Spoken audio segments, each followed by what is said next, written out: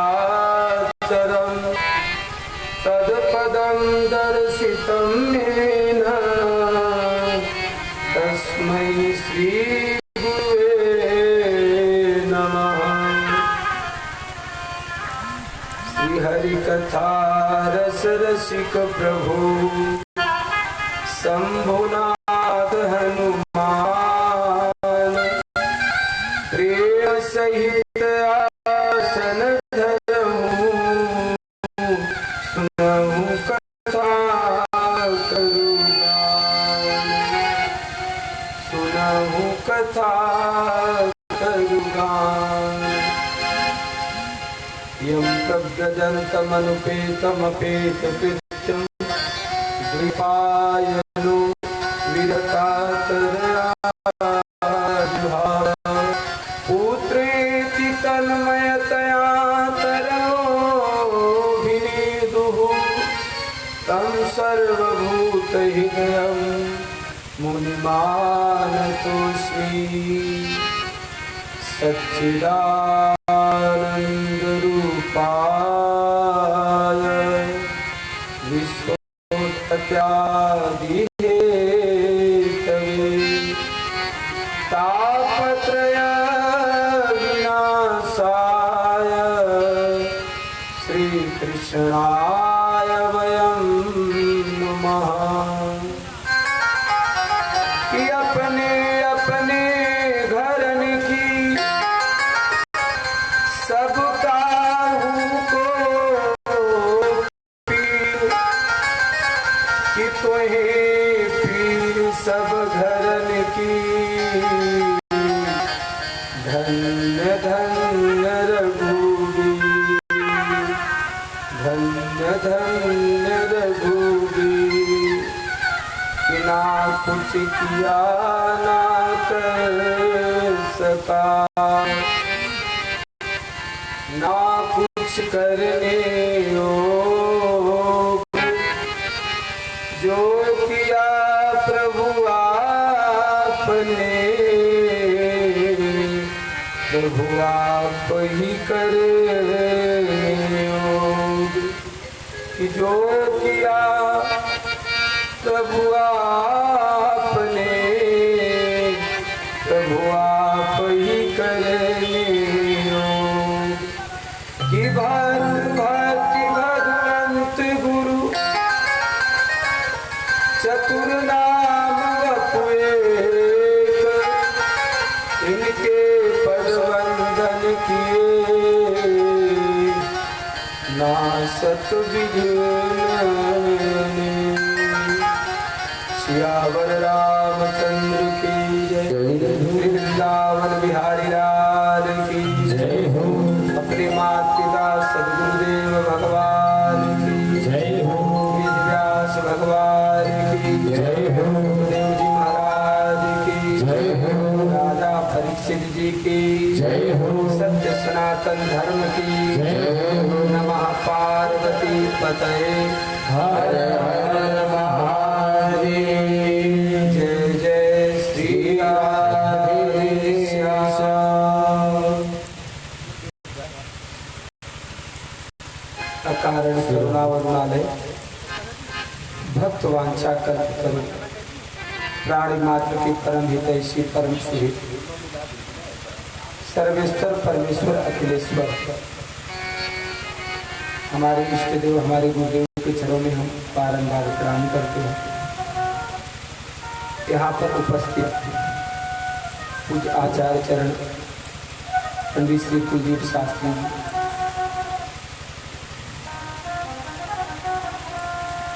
मुख्य श्रोता के रूप में मुख्य यजमान के रूप में कलम सिंह जी उनकी धर्मपत्नी, उदय भान सिंह जी उनकी धर्मपत्नी ज्योति सिंह, उनके समस्त कुटुंबीजन, श्रोता के रूप में हमारे पिता जी काका जी और इस बिसनेपुर गांव के सभी श्रद्धालु भक्त जन, मातृशक्ति हमारे माताएं बहनें भाई, और जहाँ जहाँ भी हमारी आवाज़ जा रही है जिस किसी भी प्रकार से प्रत्यक्ष अप्रत्यक्ष रूप से जो भी कथा श्रवण कर रहे हैं उन सबके हृदय में बसने वाले मेरे इष्ट देव, मेरे गुरुदेव को बारंबार प्रणाम। मेरे पिता स्वरूप पंडित श्री माता से चरण प्रणाम। आइए आज श्रीमद् भागवत कथा ज्ञान यज्ञ के चतुर्थ दिवस में हम प्रवेश करने जा रहे हैं। कथा के पूर्व अपने मन वाणी को पवित्र करने के लिए, अपने जीवन को धन्य बनाने के लिए भगवान नाम संकीर्तन का आश्रय ले।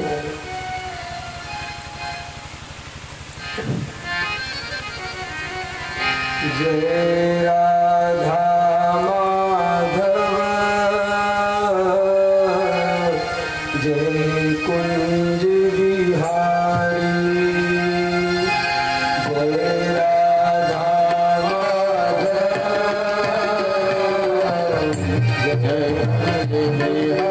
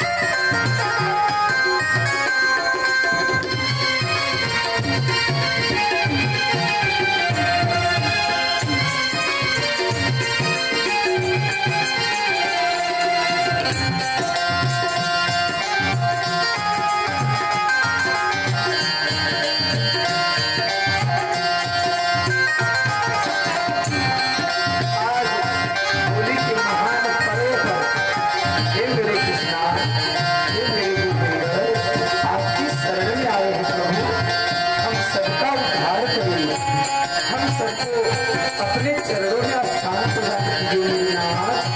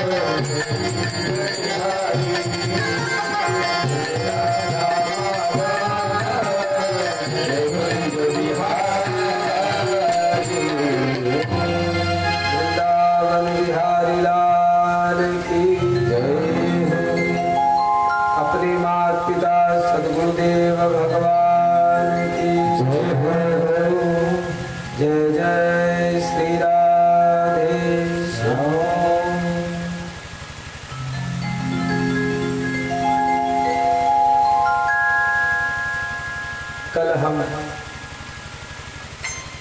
तृतीय दिवस के कथा में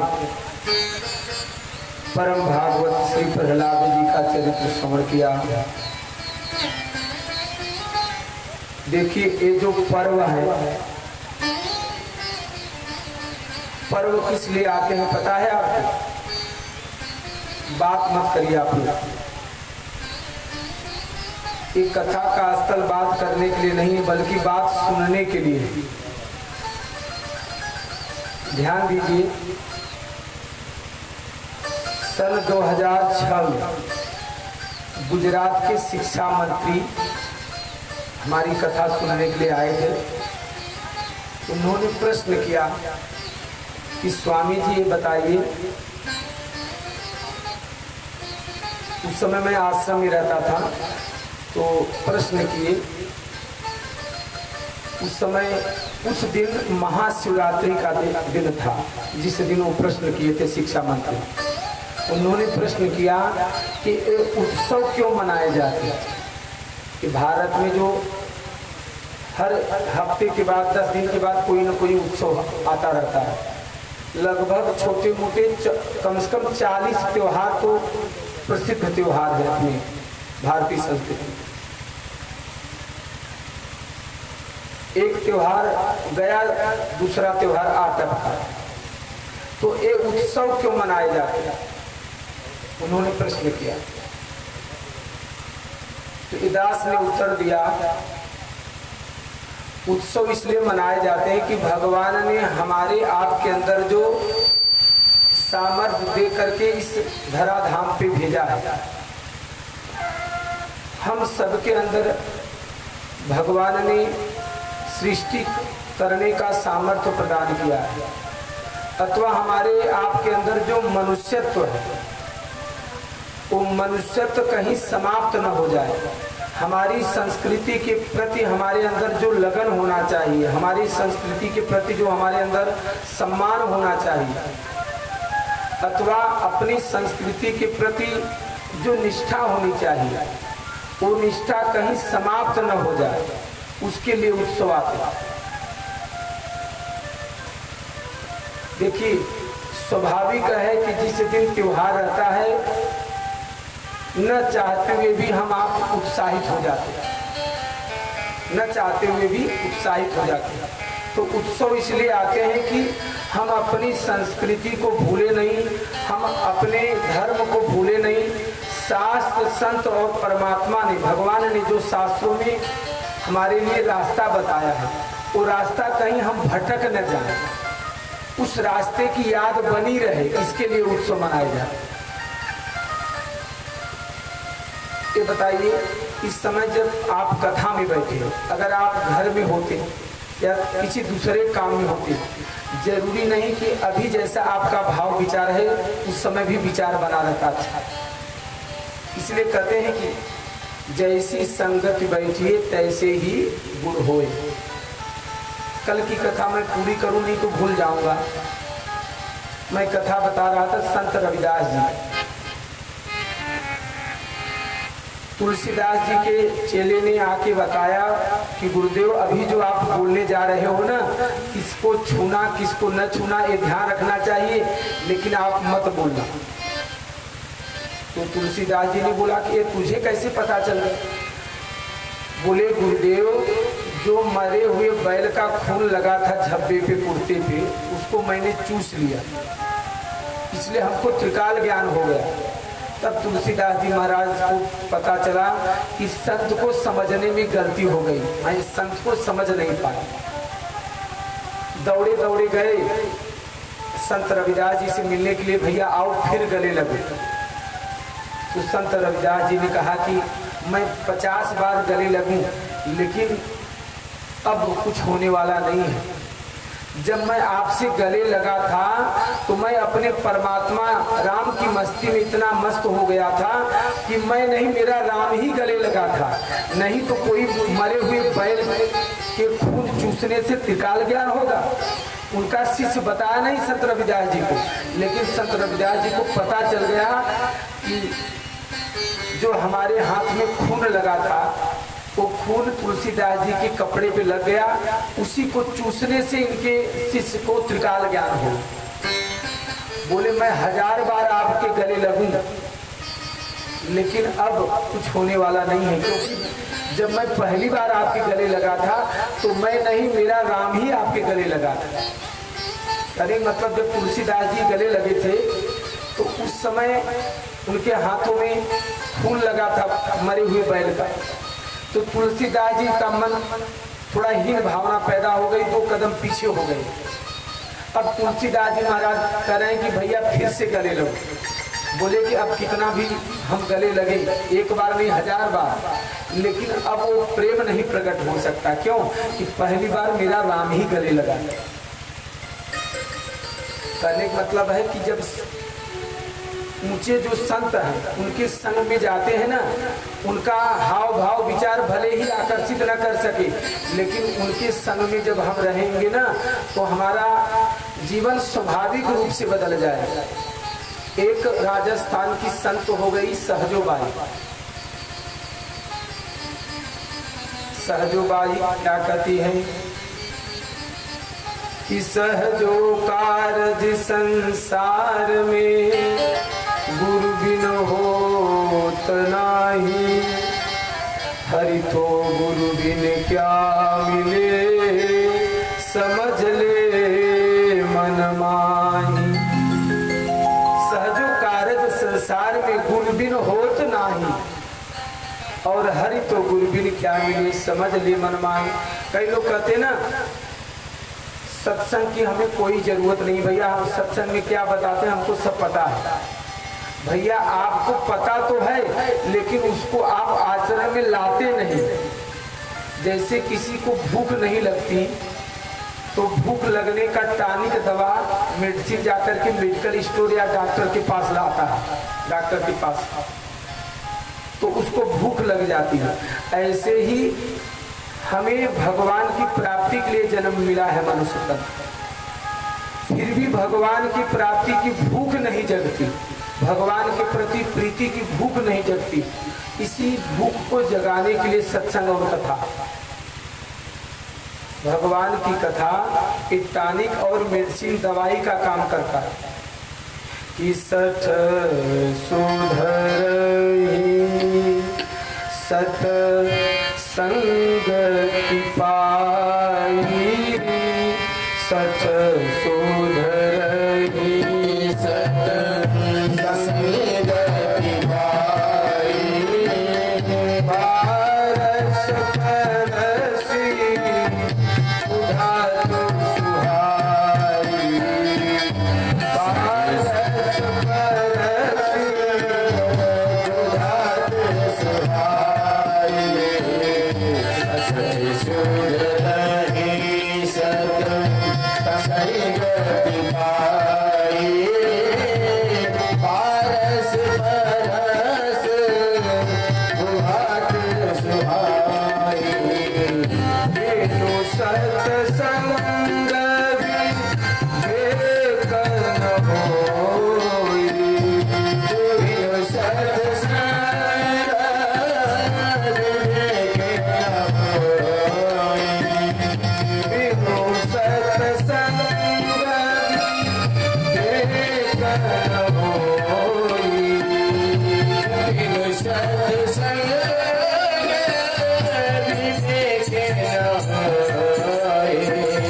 राम कृपालु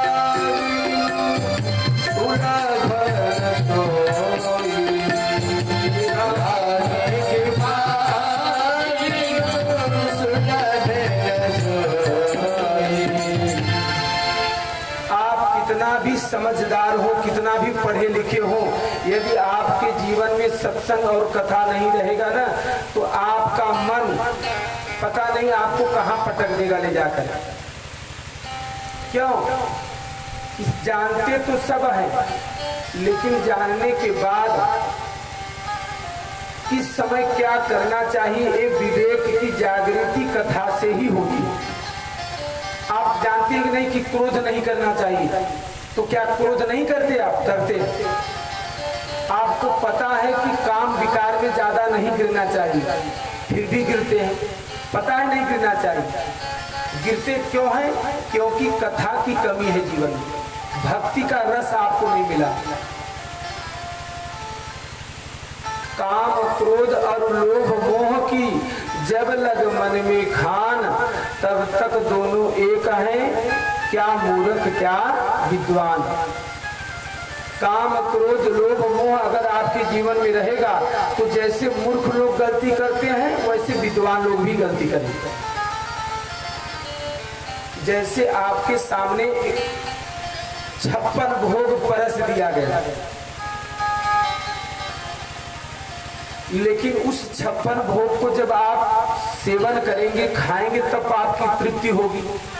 ऐसे ही आपको के पास ज्ञान तो है, लेकिन ज्ञान के अनुसार आपका आचरण नहीं है तो आपको तृप्ति मिलने वाली नहीं है। तो ज्ञान के अनुसार आचरण करने की जो शक्ति मिलती है वो किससे मिलती है? कथा से।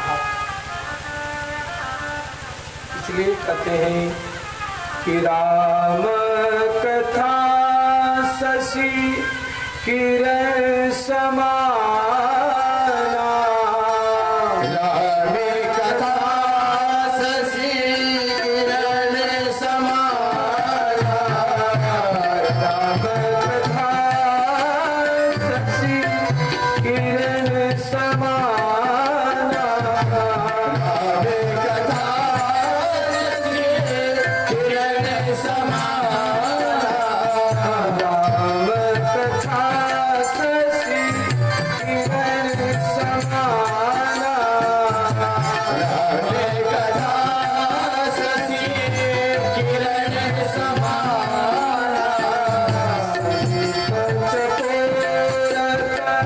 रही जही पाना,